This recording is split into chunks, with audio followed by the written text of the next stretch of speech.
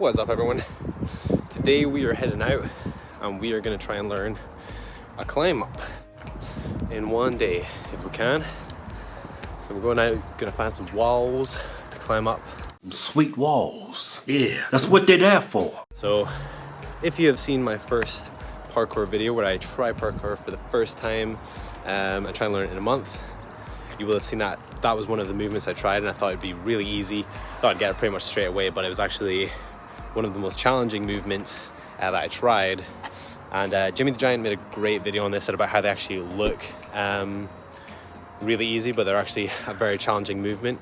Gonna link that down below as well, because that helped me out with this, as well as the tutorials that I used. So I looked at pretty much every tutorial I could find, and I figured out a lot of the things I was doing wrong. So things like hand placement, foot placement, just overall technique on how to do it properly. So I'm going to try and use those things that I've learned today and put it into action, see what helps me, what works best for me to learn this, and it might help you guys out if you're trying to learn the climb up yourself.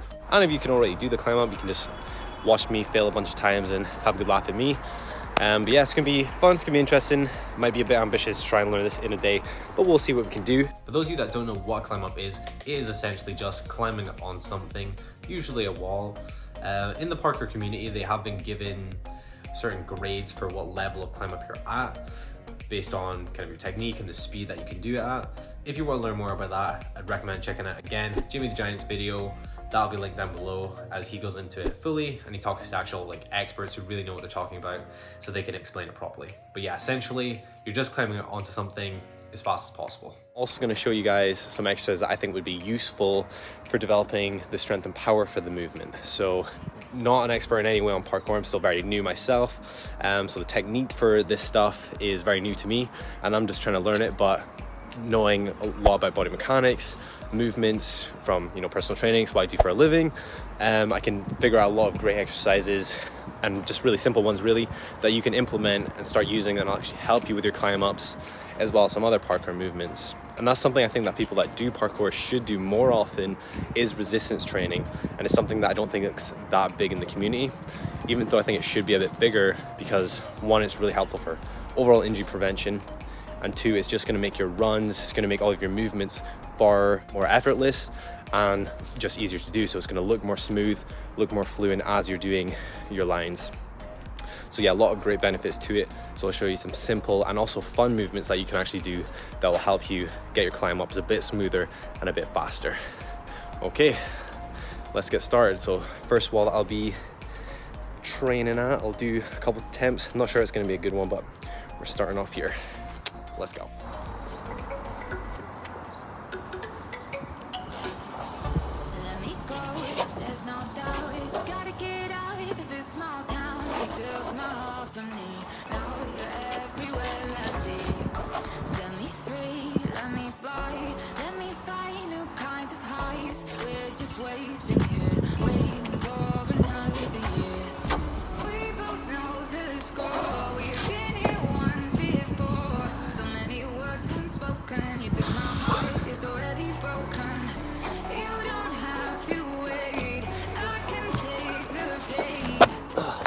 So one of the main things that I was getting wrong, that I was kind of struggling with, and then once I sort of started doing this from watching one of the tutorials, was changing my hand grip. So before it was very much just like this, holding onto the walls, so just kind of my fingers. It's a lot easier to kind of slip and you don't have as much leverage.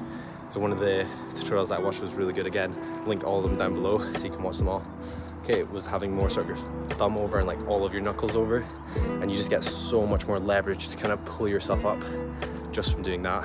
So that's one thing that was really helpful to me, was training that. And another thing that I found really helpful as well, this one, there you go, was starting on a smaller wall for practicing basically the transition to get up. So when I was just doing on a big wall, it was very awkward to try and come from that low position straight up. So from a smaller wall, I was able to kind of practice getting up over and then also getting on top of the wall much easier, opposed to just starting from a much higher wall. We have to do the whole thing. Yeah, and another thing that I was actually really bad at was my foot placement. So before, I was putting my feet way too low on the wall and it would just slip out as soon as I start to press up or I start to pull myself up. And because of that, I would just get no leverage to pull, and it was just all in my arms. So I wasn't able to utilize my sort of legs to get myself up. So when I started to adjust my foot, having a bit higher, that made it so much easier. On a new adventure.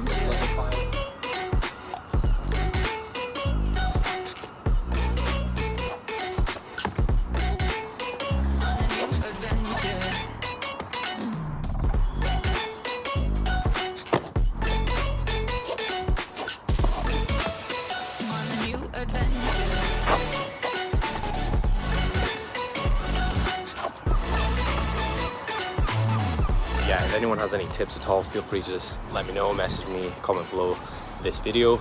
Any tips are helpful, be much appreciated. So if you see any of the mistakes I'm making, just let me know. Let me go, it's my time. Watch me build another life. Find another space. That would have been a chin job. Find my place. Hope you find some peace of mind. Hope the night was worth your time. Threw my heart away. We won't see another day. We both know the score. We've been here once before. So many words unspoken. You took my heart, it's already broken. You don't have to wait. I can take the pain. I will surrender. Let me go. It's a new adventure. So far, it's a good wall for it, but there's no, it's just like that tiny ball and then it's a drop. So I'm kind of nervous to throw myself up, but I honestly think could get level 3 for here. Feels way easier than the others. But yeah, I don't know if I want to really go for it until that drop when I'm not fully confident with this movement yet.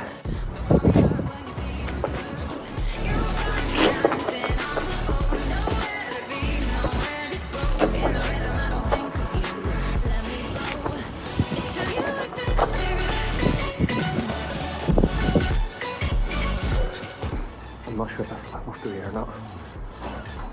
That's feeling much quicker. Again, I'm kind of nervous to go straight over because of the drop, but I feel like that's pretty close for level 3. Very happy with that. On a new adventure. Okay, gonna try and do a quick line. Not that kind of line, but gonna try and do a quick line. Up here.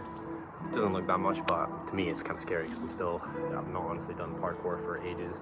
This is my first time coming out and doing it for a while, and I'm still not too confident with these kind of movements, so nothing too crazy. Taking it slow, but this will be an interesting little challenge for me. Probably won't look very smooth at all, but just giving it a try and having some fun.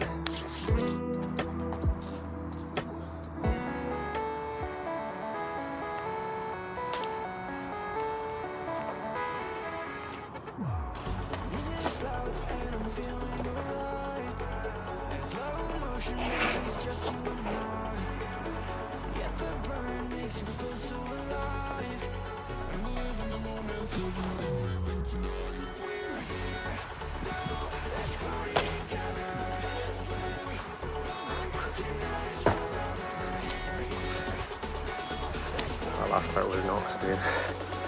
Oh.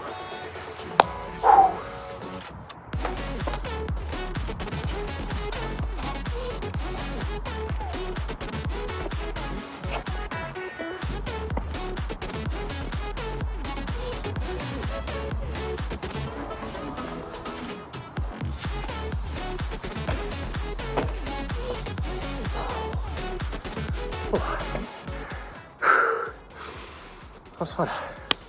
And again, I know that's nothing great about that. It was all very clunky and not nice looking at all, but we're getting there. Slow progress. Is that high enough to count as roof culture?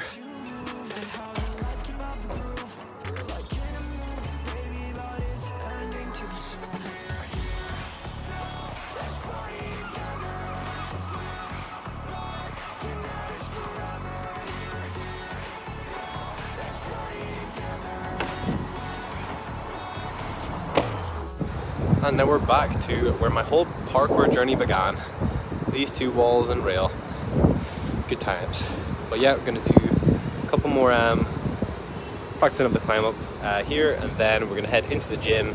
We're gonna go over some of those exercises that are gonna help you guys out.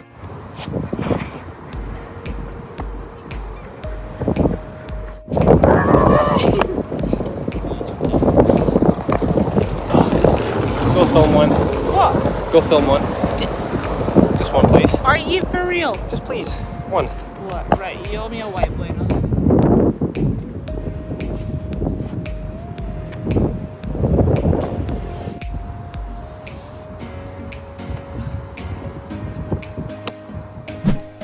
So now we're going to start heading into the gym to talk about the exercises that are going to help with the climb up.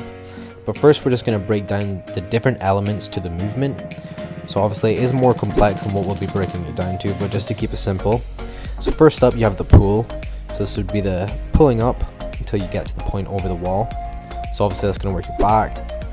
Then you have the transition. So that's from the pull into the push. And for the push, you actually won't need to really do much of a push if you're very skilled at it and you can pop all the way up with straight arms. But if you're more a beginner, like demonstrated here, you'll probably have to press more and it'll actually work your muscles more there as well if you have worse technique. So all of the exercises here are going to be helpful for strengthening each of those phases. So the first movement we have up is negative pull-ups. So these are really great if you can't do full pull-ups yet. If you're not strong enough, you can just jump up, get to the top of the bar, and then do the eccentric portion, which is the lengthening of a muscle, and then slowly come down. So typically you want to be holding this for 6 to 8 seconds on the way down. You don't want to drop too fast because then you're not getting enough tension on the muscle. And if you're able to do much longer than that amount of time, then you could probably upgrade to something like, you know, doing normal pull-ups by then, or even banded ones, which we'll go over next. So for all of these movements, you want to make sure that you're doing around 4 to 6 reps, no more than that. So pick a variation of each that you find yourself in that rep range. As if you're able to do more reps than that, we're not getting the training outcome that we want. Strength and power, which is what we'll want to develop for this, is developed within that rep range. So here we have banded pull-ups. These will be really useful if you can only do a couple of bodyweight pull-ups yourself, so maybe like 1 or 2. These will be helpful to get you within that rep range. And then obviously we have standard pull-ups, so if you can do those and you can only maybe get like up to around 6, these would be perfect to start working on developing your pulling strength. And then afterwards we have what's called explosive pull-ups. So here you're pulling past your chin obviously, and then you're trying to just pull down as low as you can. So you're trying to focus on pulling towards your hips essentially. And this is great for people who are able to do a ton of pull-ups. This just takes out that extra level and adds a bit more explosiveness to the movement, as well as increases the range of motion, which will actually be more similar to what you do for a climb up. And then next up, to start training exercises that work the transition, here you have basically an assisted muscle up from the floor. So you can do this on a bar and just jump from the floor, but the movement that your upper body does from this and from a climb up is very similar. This obviously just works your muscles a bit more. So training this will be useful, and actually, because it's such a similar movement, might help technique wise. Then after this, what you can do is slow negatives. So like how we talked about before with the pull-ups, you can do these very slow and controlled. So jump up to the top, and then you just very slowly come down and try and control that movement as much as possible, building strength through the eccentric there. Then here we have eccentrics on the wall. So same thing, focusing on that eccentric portion of the movement on the negative, building strength through there. And this, if you don't have access to the gym, you can literally just do these on a wall outside. Very simple. Here we have Russian dips. So this is a bit of a fun exercise as well, and it does require you to be a bit more advanced. So here you're just coming up from basically onto your forearms, pushing up onto your hands. Very still similar to a muscle up, but a bit more isolated. So that's very useful if you're a bit more advanced. And then obviously you have your standard dips here. So this will be for pushing movements. So those are obviously great, just a great exercise that's going to build pushing strength. And you can also just do dips on a wall. So again, if you have no access to a gym, dips here is going to be perfect. And you could literally just do dips and pull-ups on a wall like that outside without any need for a gym, and you'll still get a ton of benefits from doing that and develop a lot of strength. Just trying to show here a bunch of different variations that you can do, just for the sake of mixing up. Hopefully you'll find it more enjoyable, as well as depending on what level you're at, it might be more beneficial to do one of these harder variations if you want to progress your climb ups even further. And obviously finishing up here just with some banded dips. So again, if you're not quite strong enough for regular ones, using a band is always going to be a great tool to bridge that gap until you are eventually strong enough to do a couple on your own. Thanks for watching, everyone. Hope you enjoyed this video and found it helpful. If you did and you would like me to make more parkour related videos in the future, let me know down in the comments below. Thanks for watching, and I'll see you in the next one.